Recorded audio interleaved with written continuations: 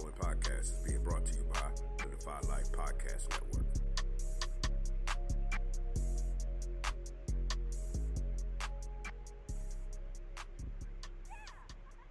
Welcome to another Defy Life Entrepreneur Spotlight. It's your boy J.R. Glymph. On this episode, I will sit down with Brad J. Brown of Brad J. Resumes to discuss everything from resume tips to key traits of greatness. Joining me now, Mr. Brad J. Brown. How's it going today, Brad? It's going on. How you doing, man? Appreciate you having me on. Yeah, absolutely, man. Glad to have you here. First, just let me start out and say, I've been paying attention to the moves you're making all over social media and with your business, man. I'm proud of you. Keep moving. Appreciate that, man. Salute to you, man. Like I said, I see you do the same, with the show and everything, man. So I just appreciate you, like I said, once again, for having me on. Absolutely, man. Well, let's jump right into it. We ain't gonna waste no time, man. First of all, plug the business, man. Tell everybody where they can find you online, social media, how they can get in contact with you to experience your amazing work. Okay, all right, cool. All right, so I'm online, social media, Instagram, it would be Brad J Resumes, everything lowercase. I'm on Facebook. My personal page is Brad J. Brown, and my business page on Facebook is Brad J. Resumes. My website is www.bradjresumes.com. And also email address is also bradjresumes@gmail.com. So I have plenty of ways to get in contact with me. Absolutely. And we'll jump right into these questions, man. I see you posting all kind of resume tips, free of charge, with just giving people tips all over Instagram, all over social media. And that's just the tip of the iceberg, because it's, if you're giving those tips away for free, I can imagine all the knowledge and info you offer people for your services. Oh yes, of course. So like I said, I just want to create value. Just by doing that, I don't mind, just throwing tips out there. Just letting everybody know, of course, the importance of resume writing, how well, the importance of just having a good resume to get your foot in the door with the organization or a potential employer. Yeah, so how important is that? Well, first of all, tell us about somebody contacts you. Tell us about what you do from start to finish for somebody. Tell us about Brad J Resumes and what all you do for people. Okay, got you. So basically, what potential client, what they do, they actually reach out to me, whether on social media or they actually go through the website online. Basically, what they do is they hit me up, they inquire about service, and I ask them, a lot of questions as far as for their background, what they're looking to pursue. And from there, I kind of get an idea of where I need to go when I'm aligning their resumes, because that's important, because you just don't want to jump straight in and just start just writing. You want to know kind of like where the person is going, what their background is, what their skill sets are, their expertise. That way you can get all the information that you need. That way you can align it and, get them situated. That's how I do a lot of the resumes. Mm-hmm. So basically, what I do is, like I said, my goal is to always get the client's job interviews for their jobs that they're looking to get employment with, and also give out interview tips too. So when the person goes in, they're pretty prepared when they go in for the interview and they get that call back. So I've been doing it probably about 2 years now, and it's been very successful doing it. Yes, sir. Awesome. So you mentioned the importance of an effective resume. How important is it, for somebody to walk in with the most effective resume as possible? It's very important. Because basically the recruiters looking at the resume, when they look at it, it's probably maybe 5 to 10 seconds that they actually scan the resume. It doesn't take long. So if they look at the resume and if anything's off, it can be contact information, it could be a misspelling, anything. They already know from that point on that they're probably going to move on to another candidate. Mm-hmm. So it's very important that you want to have everything in line from, the grammar, make sure there's no typos, it's all that kind of stuff that goes into play with it. Gotcha. So when people contact you, or I'm sure like you mentioned everything you do, like what's the biggest misconception of what you do? I know a lot of people probably think, all you do is write a resume. Like that's easy. Like what's the Yes, biggest misconception? that is it. You nailed it right on the head. All right. It's biggest misconception is, oh, that's all you do is just put words on paper. It's either you put words on paper, or they're just like, oh, you're just gonna just get me this job out of the gate, and they won't have to do any work at all. Yeah. It's pretty much like a team effort. You give me the information. I put it down on paper for you. I write everything up for you, and I also give you your homework too. So the jobs that career that you want to pursue, you actually have to go do research on that as well. So that way that you will be better prepared when you go in to actually do the interview. So it's pretty much like a team base whenever I'm actually working with clients. But like you said, the biggest misconception it is all you do is just put words on paper. It's just you just write a resume. That's it. That's all you do. So that's a misconception right there. They got you. All right. So you say you've been doing this about 2 years. So what was your aha moment? Like when you knew this is what you wanted to do? Oh man, it's crazy because when I was in school, when I was in college, I always could write. And I used to, do a little bit of resume writing, for people that was in my class, or they were trying to get like an internship. Never really thought nothing of it then. Fast forward, up until probably 3 years ago, what happened, I had a coworker, they asked me to actually touch their resume up because they didn't have no idea about it. So I said, okay. I went out, I redid their resume, and they came back to me and they said, hey, I got an interview last week and I actually set the position.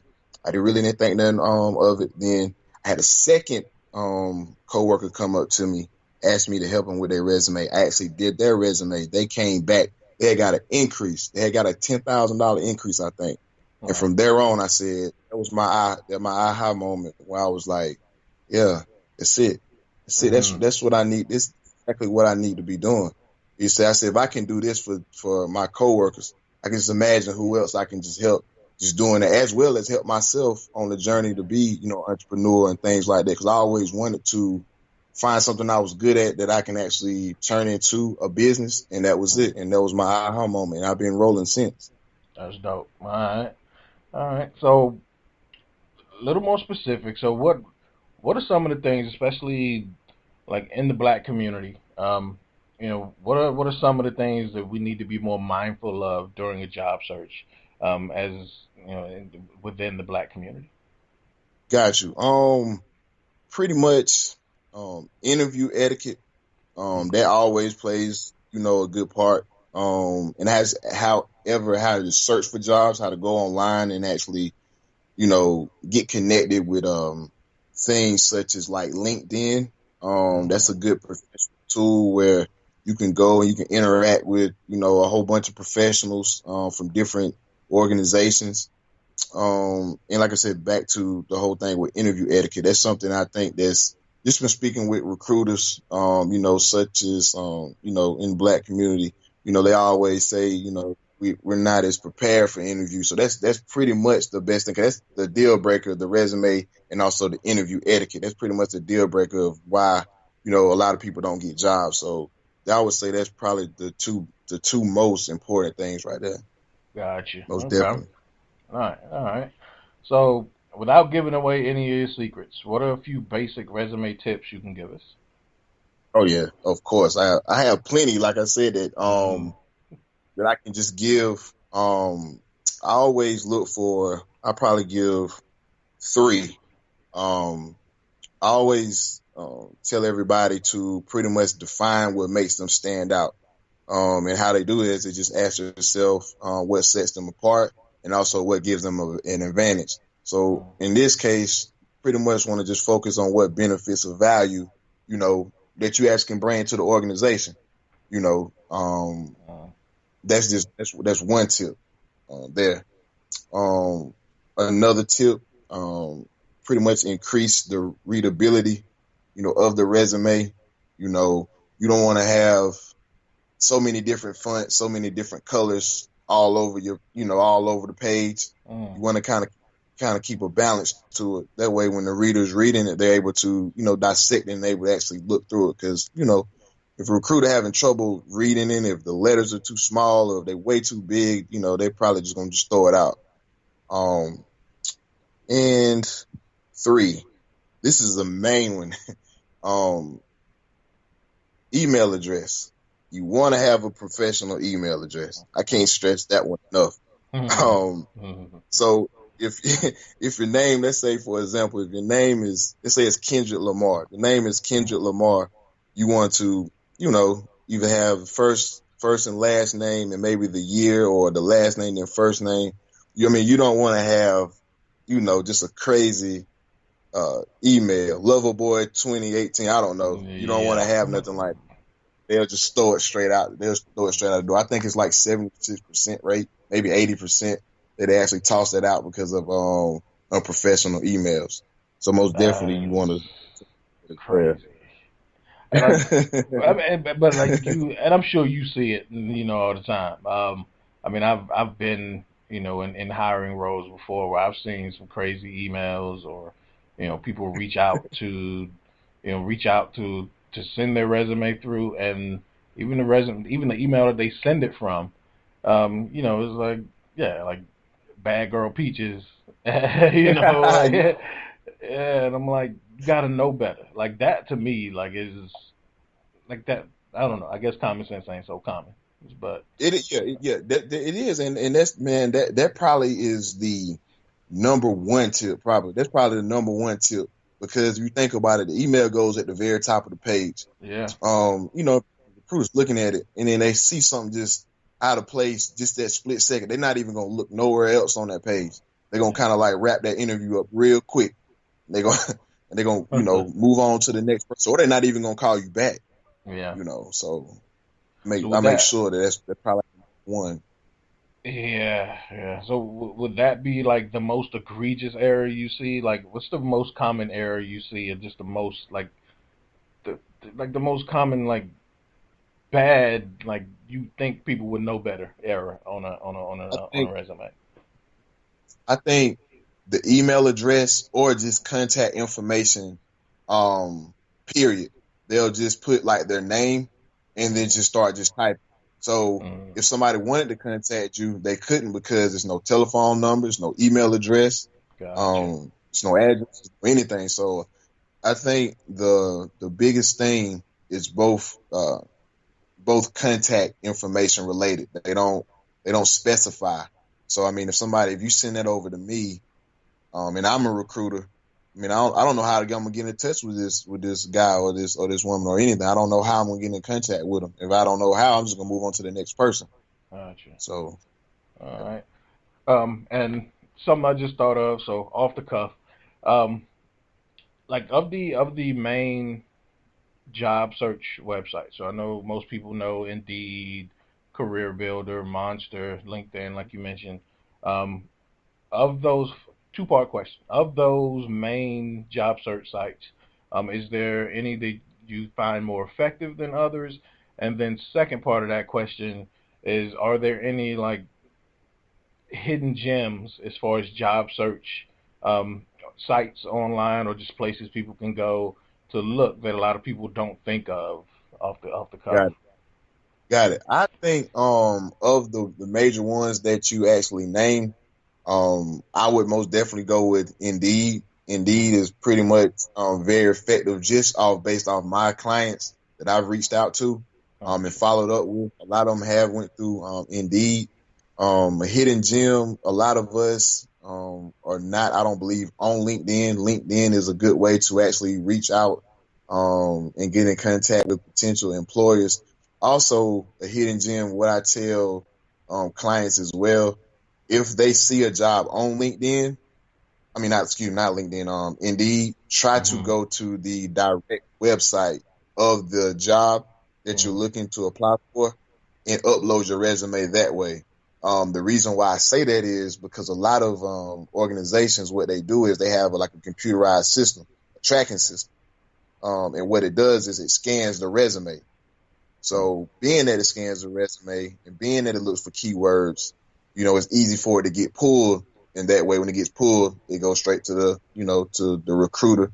And then that way they can get to your resume quicker than that way, instead of going through a job site. But job sites are effective, but I always tell people to go directly through the website if they, really want to get their job, get their resume to somebody quicker. Awesome. Yeah. And another thing, because I know I've heard a lot of people just in general conversation looking for jobs, and no one can ever figure this out. Maybe you can give me some insight and give my listeners some insight. So when you're looking for a job and they ask you to upload your resume, why then do they have you fill out that information again? I think they do that just to see, because they probably know a lot of people not gonna fill it out. Like once they upload it, and it comes up again, people are like, oh, I'm just gonna quit. I'm not even gonna do this. And that probably eliminates 50% of the people right there. And that's what I was thinking. Just like it's an elimination tool. That's exactly what I was thinking. I really believe it's an elimination tool. So like I said, you upload it and then you go to a screen and you got to fill out another. I think it's like 3 or 4 of your most recent jobs. It states, and then asks you, what's your reason for leaving, and then you got to fill in that blank. And I think a lot of people get to it and they just, they don't have the patience, because we live in a world now where it's just push of a button. Everybody want to push that button and just keep going.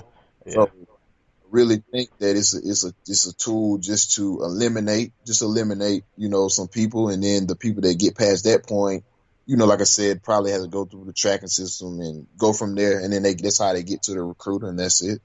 I really think that.